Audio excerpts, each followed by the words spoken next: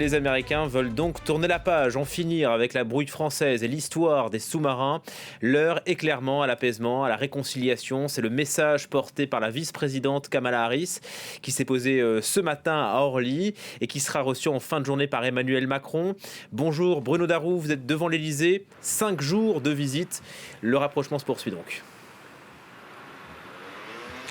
Oui, alors vous l'avez dit, Julien, 5 jours de visite, c'est extrêmement long pour un membre de l'exécutif américain. Preuve de l'importance que l'exécutif américain accorde au réchauffement des relations avec la France, après effectivement la crise des sous-marins qui devaient être fournis à l'Australie par la France et qui finalement le seront par les États-Unis, ce qui avait provoqué, on s'en souvient, une très grave crise diplomatique entre les deux alliés les plus anciens. Alors Emmanuel Macron avait rencontré Joe Biden à Rome en marge du G20 et là aujourd'hui il reçoit donc sa vice-présidente Kamala Harris. On parlera bien sûr de cette crise des sous-marins, sans doute pour tourner définitivement la page, pour sceller la réconciliation, mais il y a aussi d'autres thématiques à l'ordre du jour, la lutte contre le réchauffement climatique bien évidemment, mais aussi le renforcement des coopérations entre Paris et Washington concernant la santé. Kamala Harris était ce matin à l'Institut Pasteur,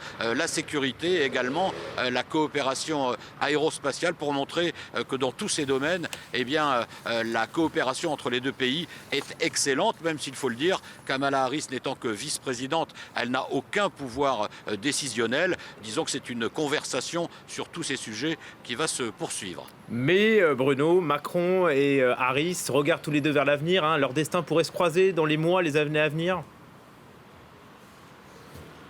Oui, absolument. Là, je vous parlais à l'instant de l'agenda officiel en quelque sorte, mais ils ont chacun aussi un agenda un peu plus personnel, pourrait-on dire.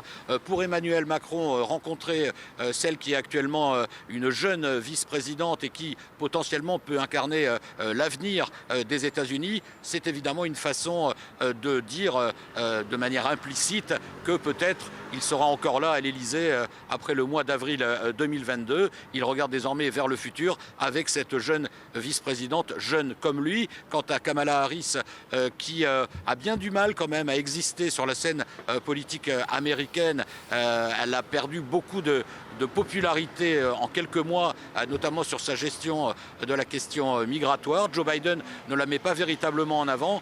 Donc pour elle, c'est un moyen d'exister sur la scène internationale. Et c'est pourquoi d'ailleurs, elle passe 5 jours à Paris, car il y a la rencontre aujourd'hui avec Emmanuel Macron, mais il y aura aussi la participation au Forum de la paix demain. Et ça, c'est un peu un changement pour les Américains.